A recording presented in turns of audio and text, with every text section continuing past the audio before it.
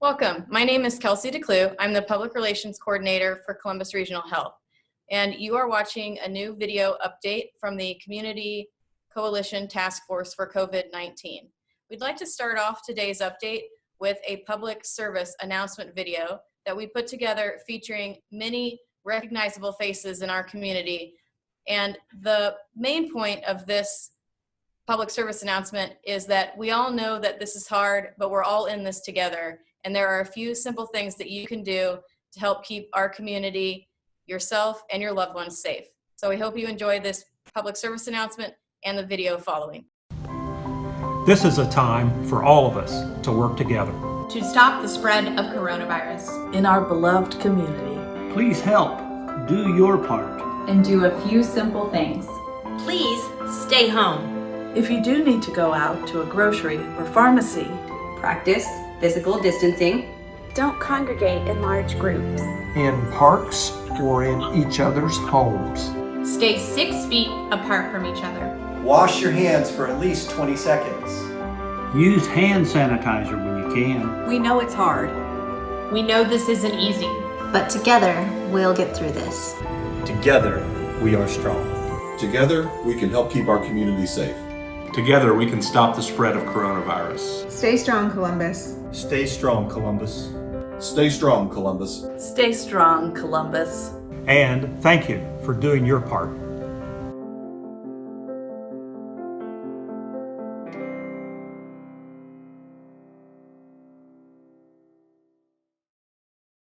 Thank you, Kelsey. Appreciate the introduction. First thing I want to say is good afternoon to all of you who are out listening at this time or watching. Want to just timestamp this. It's March 27th. It's about 2 p.m. Provide the timestamp simply because the facts seem to change. Events seem to drive what we're doing, sometimes on an hourly basis.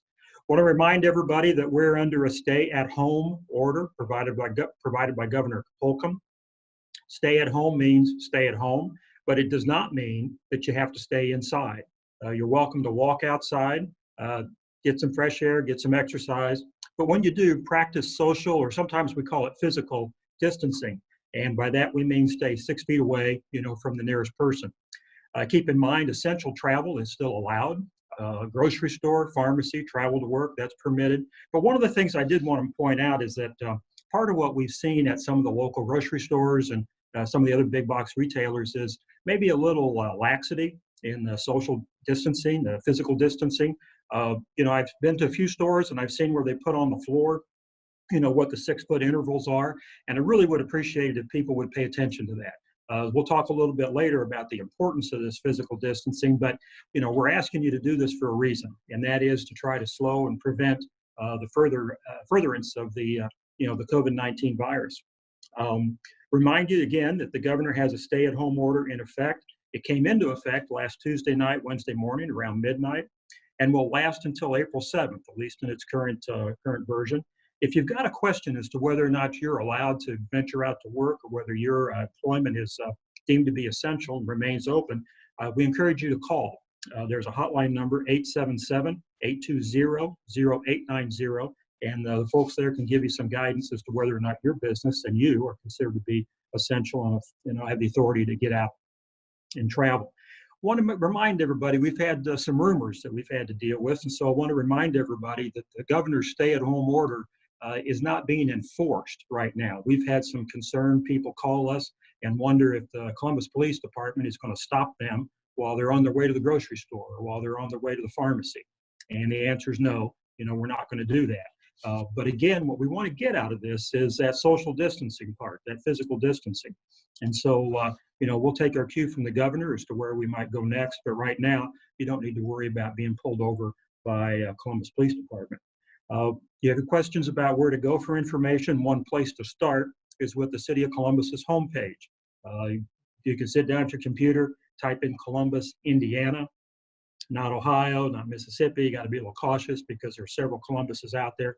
But once you do that, you get to our homepage, a COVID-19 information will show up, and you can just click on that, and it'll take you to a variety of places. You can get the latest numbers. I checked them just before I sat down here for this. We've got 350 tested. 225 of those tests are pending. 113 have been negative, and 6 were positive. So, our numbers trend very well at this point, but, most of the modeling we've seen indicates that the real difficulty in this community is going to come about, maybe the middle of April, maybe a little bit sooner.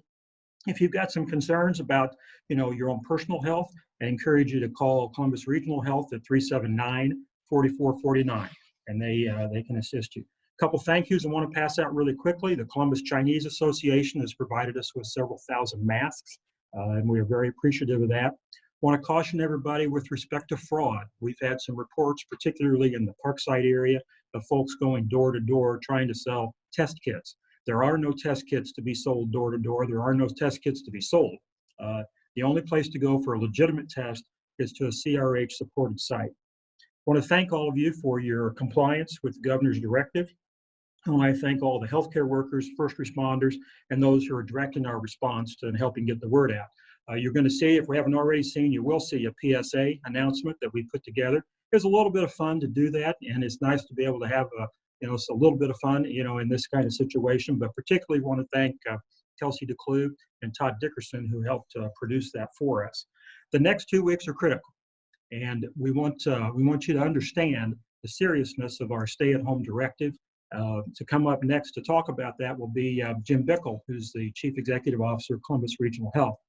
And part of what he's going to try to explain, and what I want to try to communicate to you, is that our healthcare system has been designed to handle a normal load. It was the number of beds, the number of physicians, the size of the system itself is designed to handle our healthcare needs under normal circumstances, with the occasional spike due to some seasonality of disease, maybe in the fall or in the spring or what have you. What we're seeing now and what we expect to see over the next month is not normal. And so what we have to be able to do is reserve space within the healthcare system so that if you or a loved one needs that space, it's available. A lot of people are sort of giving us the indication that they believe that perhaps this isn't for me, that I don't have to worry about this virus. I'm a healthy person. I'll take my own chances, make my own decisions. And that may be okay as it affects you.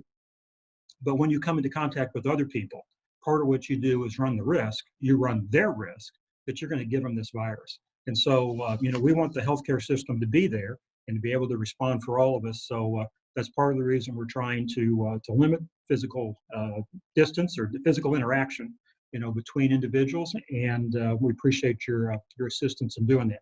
So that's what I have here for today. And welcome, Jim Bickel.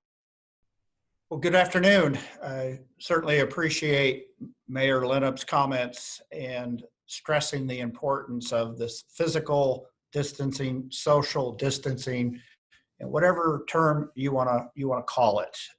It is the single most important action that our citizens and our community, our region can take to help have a positive impact on the spread of the coronavirus. I want to put a little bit finer point on this for the community, building on the mayor's comments. Why should you care? And while you may be thinking, well, it's not going to affect me personally, or if I do get it, I'm only going to get mild symptoms. But this coronavirus, this situation is bigger than any one of us individually. Columbus Regional, we've been putting a lot of changes in place, as I've talked about in previous podcasts and other communications here, to address the emergent issues that come out of this situation.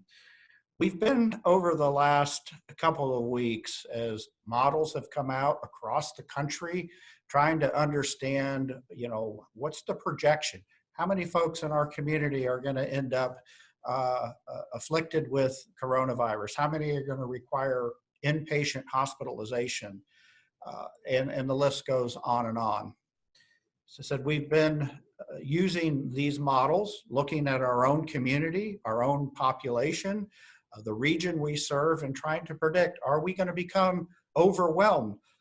Are we going to be like the New York City hospitals, or is there predicting to happen in some of the larger urban areas, whether they're Los Angeles or elsewhere? No, we're not an urban metropolitan area. However, the dynamics are the same.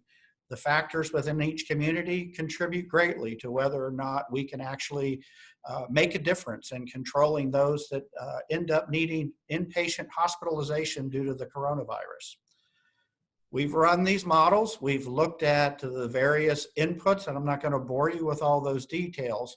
The takeaway is the single most important factor that is going to influence us as your community health system getting overwhelmed or not is physical distancing. So while it may not impact you, if you perhaps are spreading the virus unknowingly, it does have an impact. So as we've looked at those models, that is the single most important thing you can do to help us. And so why should that matter to you? We provide all sorts of varying degrees of medical care day in and day out at our normal course of business. Everything is not going to stop in the medical field just because of the coronavirus. We're still going to have folks that need cardiac care, folks that are going to need surgery, people that are going to deliver babies. The list goes on and on. If we don't practice social distancing, this could overwhelm or totally consume not only Columbus Regional, but other hospitals and health systems in our region that are going to create major challenges for us to continue providing medical needs outside of those associated with the virus. So you all have loved ones, friends, family members. At some point, individuals need to seek medical care, medical advice.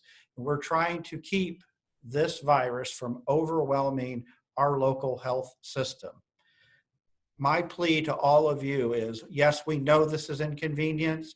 We know it is not life as normal, but if we all work together, we all practice physical distancing, social distancing, it will have a positive impact on all of us in this community.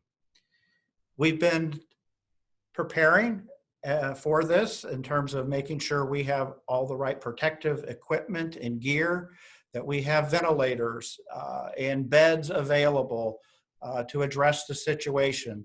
There's only so much any one organization can do to be prepared for that. We are and continue to work on our preparedness plans, but if social distancing doesn't really work well in our community, it will overwhelm us as it will many other hospitals.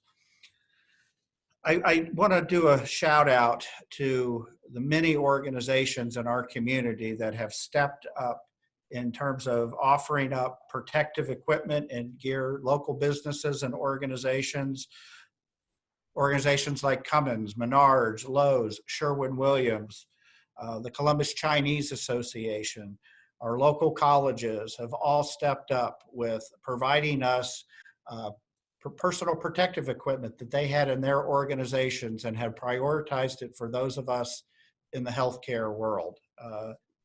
Very generous and supportive, and again, very much like how we do things in Columbus. I also want to make sure there's a lot of rumors out there that the mayor alluded to. Please stay informed. There's a lot of things that happen on social media and the like that are simply not accurate. And I often worry about misinformation coming out to the community and people taking actions based on that misinformation. We have numerous ways for our community to stay informed, updated, this being one of them, along with the Columbus Regional Health website, along with the city and the county's website, the State Department of Health. Go to the trusted known sources of truth to get information will help tremendously. Thank you for all of the support that you and the folks of Bartholomew County have done to support our efforts thus far. We have more work to do, but together we will get through this successfully. Thank you.